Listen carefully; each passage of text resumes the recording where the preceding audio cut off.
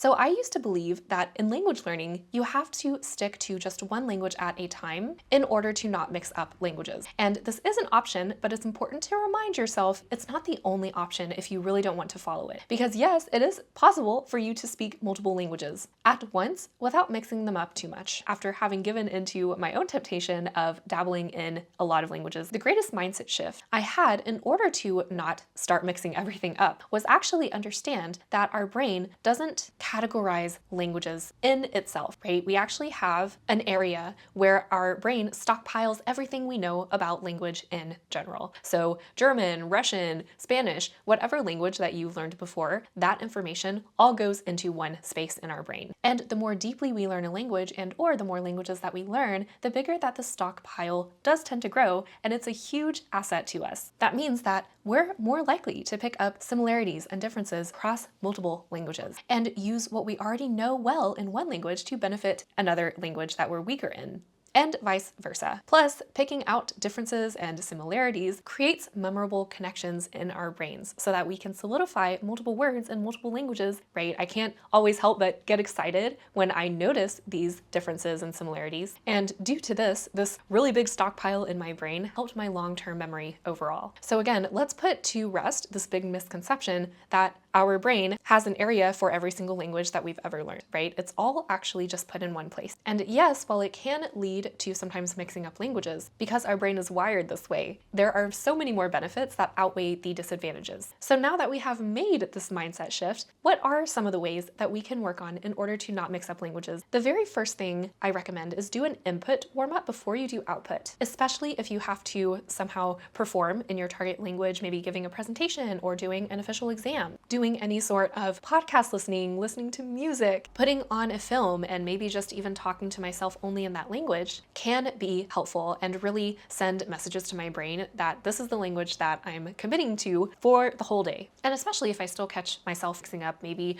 a word here and there with another similar language, I will note that down maybe really quick in a note-taking app, and I'll even take a screenshot of what I have mixed up and put it as a wallpaper on my phone so that whenever I look at my phone, I can remind myself, okay, that was actually a little difference that I mentally need to know. Another thing that is super important that I did not understand the value of until I started to dabble in multiple languages at once is we need to devote actual comparison time between languages inside our study session. Instead of thinking, okay, I must only stick to this one language and that's it because I'm afraid I'm going to mix everything up, right? As we said, our brains put everything we know about language into one place. So it's actually to our benefit that we mentally note the differences and similarities between languages and solidify these notes into our long-term memory instead of avoiding it. So my favorite way to actually compare languages and seamlessly work it into my language learning is actively write translations in my textbook in a language that I'm learning that's similar to the language of the textbook. So say that I have a Spanish textbook, but I'm writing out translations of key words and key phrases in Italian. So I can automatically see the context of where I was comparing these two languages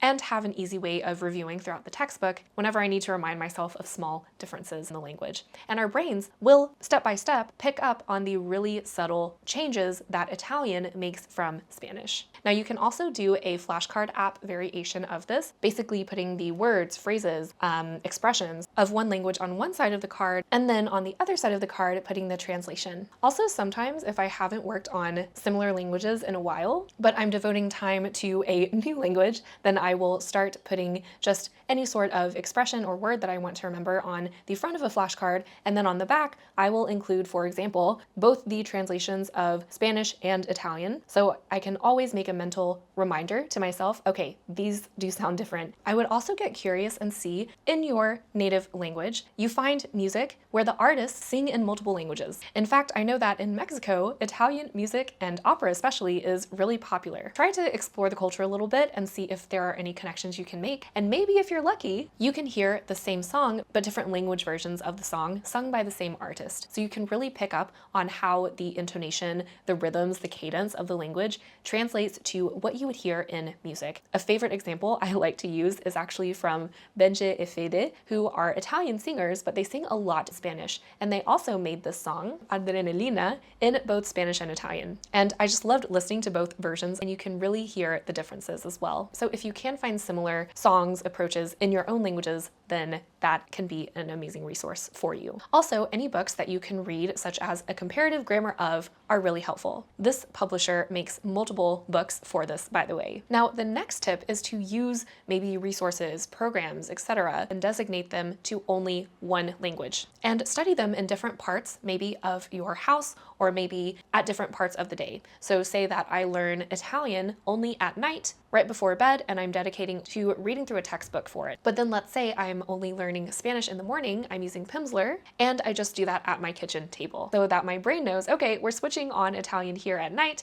and we're switching on Spanish during the day. Plus, using this way builds good habits to form consistency. Another way I suggest to not mix up multiple languages is simply to slow down when you are speaking. Instead of trying to speak faster to sound more fluent, or also trying to speak faster, hoping that someone else who's listening to you doesn't hear mistakes. I find that I speak pretty slow compared to others when I speak in my foreign languages, even though I'm at a higher level. And that is because I intentionally take time to process in like 2 seconds before I actually produce the language, the potential mix-ups that could happen along the way. Now, this isn't a foolproof way, but doing everything faster in language learning, including speaking fast, is not always the best approach depending on what your situation is. I do this all the time between Turkish and Arabic, really slowing down what I say in order to catch those potential mix-ups. And another thing that I want us all to realize, it is not the end of the world when we mix up languages. I think in language learning, some of our mental blocks can be that we set our stakes so high on ourselves, we think the stakes are higher than they actually are. And so no one will think that you're dumb or you're incapable when those mix-ups do happen in between your languages. It is a very understandable mistake. We are all human beings. So really the risk of mixing up multiple languages isn't that high. The next thing that I suggest is integrating more solo speaking practice, because again, what you work on is going to improve. So you can always have a time dedicated to speaking specifically in your language. I also created the Speak Your Language with Confidence Challenge that will help you set up all of the logistics so you can get solid speaking confidence in any language in just 6 weeks with me. So link below is in the comments if you are also interested. One thing I do recommend doing, especially on low energy days when you aren't as keen on speaking, in order to still stay consistent with your speaking practice, you can always take one passage, one article of one of your languages. You can always auto-translate it with a translator to a similar language, and then you can read both aloud. So you don't have to think about producing, right?